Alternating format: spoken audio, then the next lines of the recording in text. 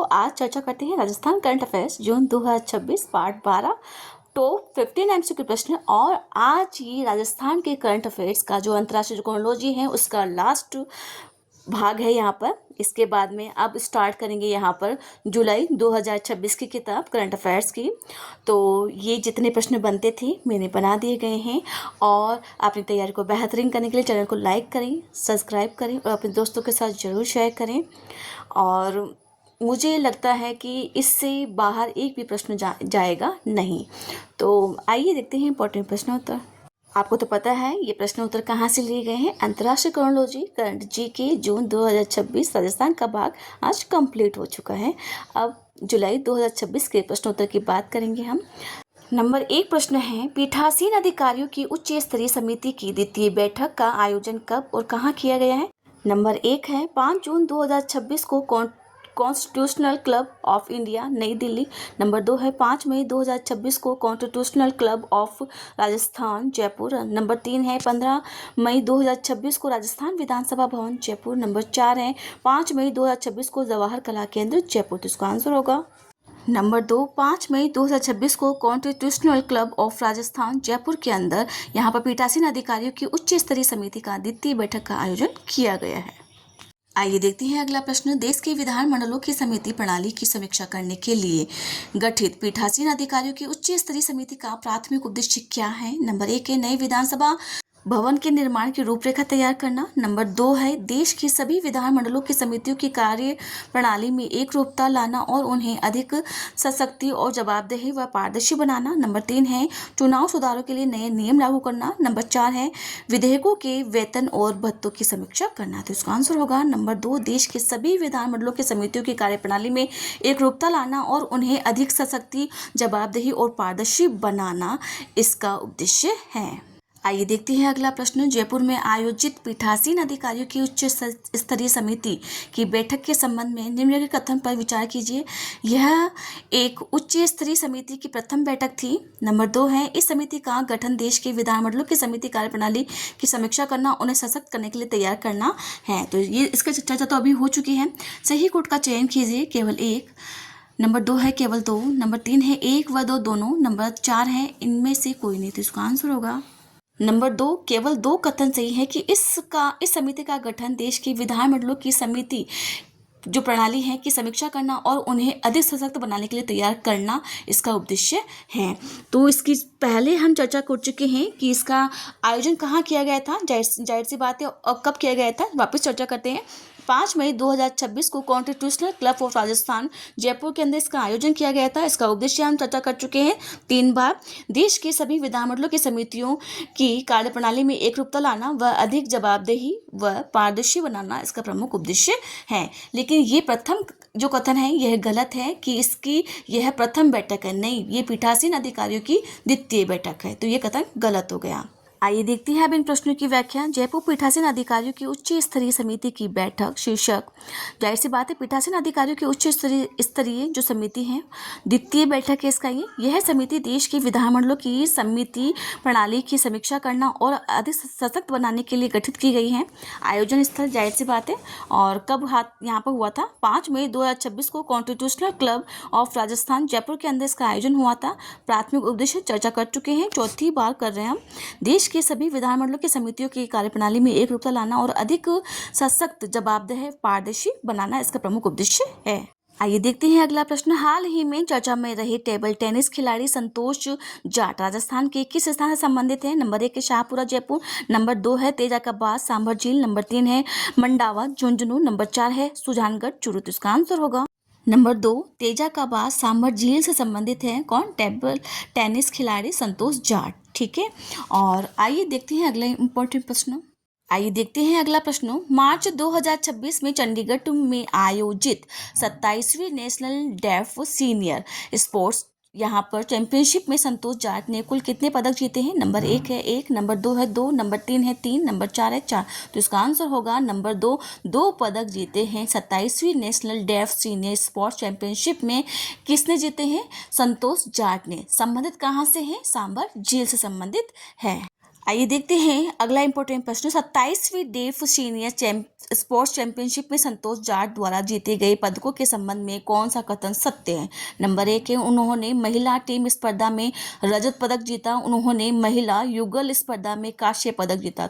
सही कूट का चयन करना है। नंबर 1 है केवल 1, नंबर 2 है केवल 2, नंबर 3 है 1 व 2 दोनों ही सही है, नंबर 4 है इनमें से कोई नहीं। तो इसका आंसर होगा नंबर 3, 1 व 2 दोनों ही कथन सही है कि उन्होंने महिला टीम स्पर्धा में रजत पदक जीता और उन्होंने महिला युगल स्पर्धा में कांस्य पदक जीता। किसने जीता है? संतोष जाट ने।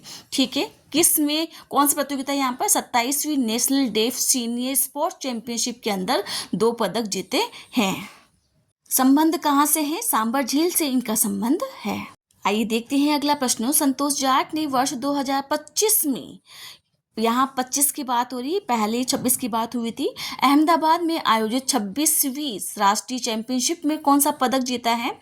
नंबर 1 है स्वर्ण पदक, नंबर 2 है रजत पदक, नंबर 3 है कांस्य पदक, नंबर 4 है इनमें से कोई नहीं। तो इसका आंसर होगा नंबर 2 रजत पदक जीता है। कि कब जीता? यहाँ पे 2025 के अंदर अहमदाबाद में आयोजित हुई थी 26वीं राष्ट्रीय चैंपियनशिप के अंदर। और इस वर्ष 27वीं जो national deaf senior sports championship हुई थी उसके अंदर उन्होंने रजत पदक और कांस्य पदक 2 मेडल जीते हैं। अब देखते हैं इसकी व्याख्या। Santosh Jat national deaf sports championship के अंदर खिलाड़ी है। यहाँ पर संतोष जाट तेजाबाद सांभर झील से संबंधित है। प्रतियोगिता है, चर्चा हो चुकी है 5 बार। 27वीं national deaf senior sports championship आयोजन स्थल चंडीगढ़ के अंदर हुआ था 25 से 26 मार्च 2026 को। और पदक जो स्पर्धा है टेबल टेनिस के अंदर चैंपियनशिप में कुल 2 पदक जीते हैं। यहाँ पर रजत पदक जीता है महिला टीम स्पर्धा के अंदर और कांस्य पदक जीता है महिला युगल स्पर्धा के अंदर। जो पहला रिकॉर्ड है इनका 2025 के अंदर अहमदाबाद के अंदर आयोजित हुई थी 26वीं राष्ट्रीय चैंपियनशिप के अंदर इन्होंने कांस्य पदक जीता है। और इस बार जीता उन्होंने रजत पदक और कांस्य पदक। मैं आशा करती हूँ कि आपको याद हो गया होगा, क्योंकि एक एक लाइन 3 से 4 बार रिवाइज हो चुकी हैं और एग्जाम टाइप में आप रिवाइज करोगे तो दोबारा याद हो ही जाएगा, भूलने का तो कोई चांसेस है ही नहीं। तो इस प्रकार की नवीन जानकारी चैनल को सब्सक्राइब जरूर करें। आइए देखते हैं अगला प्रश्न। राजस्थान सरकार द्वारा ग्राम विकास रथ अभियान 2026 का शुभारंभ कब किया गया है? नंबर 1 है 1 मार्च 2026 को, नंबर 2 है 10 मार्च 2026 को, नंबर 3 है 27 मार्च 2026 को, नंबर 4 है 14 मार्च 2026 को। तो इसका आंसर होगा नंबर 3 27 मार्च 2026 को ग्राम रथ विकास का अभियान का शुभारंभ किया गया है। आइए देखते हैं अगला प्रश्न। ग्राम रथ अभियान 2026 का मुख्य उद्देश्य क्या है?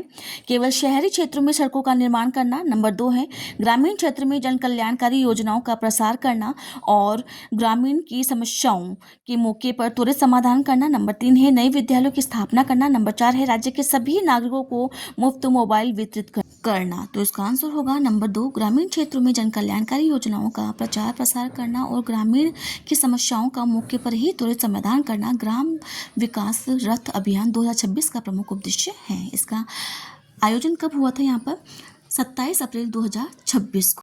आइए देखते हैं अगला प्रश्न। ग्राम विकास रथ अभियान 2026 के अंतर्गत तैयार किए जा रहे रोड मैप के संबंध में कौन सा मिलान सही है? नंबर 1 है अल्पकालीन रोड वर्ष 2030 के तक, नंबर 2 है मध्यकालीन रोड मैप वर्ष 2035 तक, नंबर 3 है दीर्घकालिक रोड मैप 2047 तक। सही कूट का चयन करना है। नंबर 1 है केवल 1, नंबर 2 है केवल 2, नंबर 3 है 1 और 3, नंबर 4 है यह सभी। तो इसका आंसर होगा यह सभी कथन सही है कि अल्पकालीन जो रोड है वह मैप है वह 2030 तक तैयार होगा और मध्यकालीन जो रोड मैप है वह 2035 तक, नंबर 3 है दीर्घकालीन जो रोड मैप है वह वर्ष 2037 तक यहाँ पर तैयार किया जा रहा है।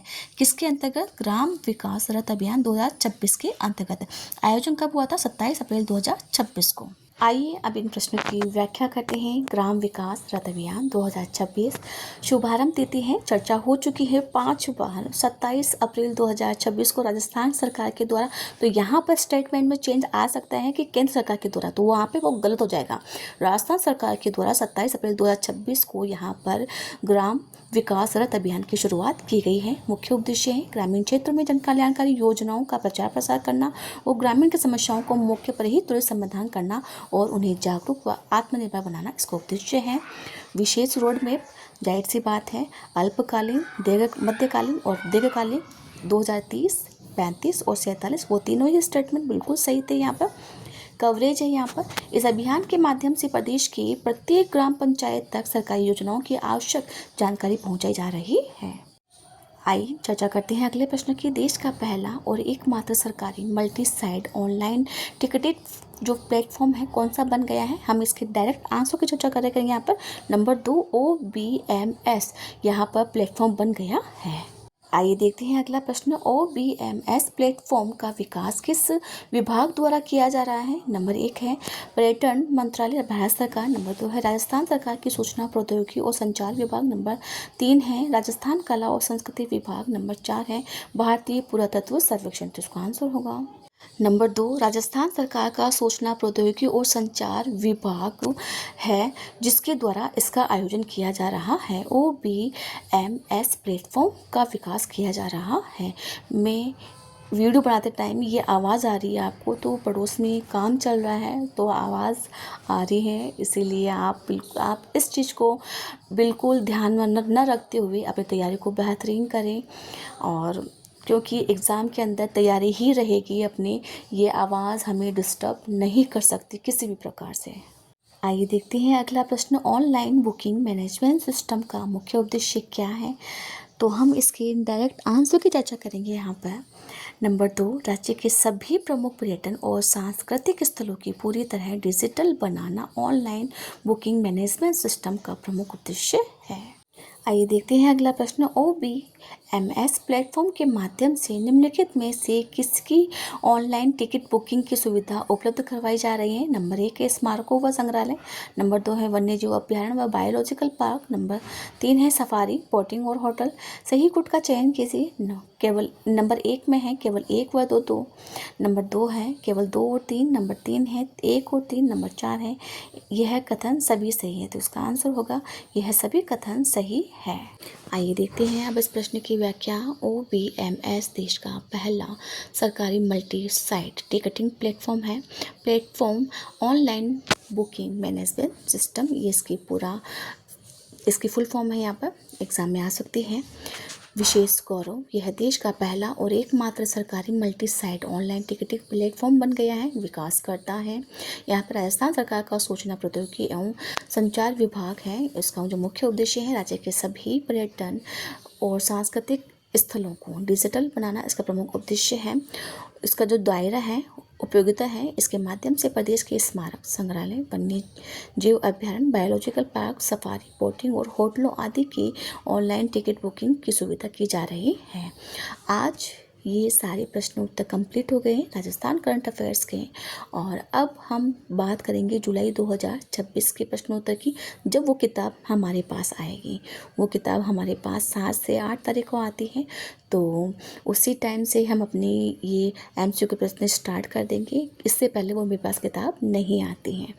तो इस प्रकार की नवीन जानकारी के लिए चैनल को लाइक करें, सब्सक्राइब करें और अपने दोस्तों के साथ जरूर शेयर करें। Thank you.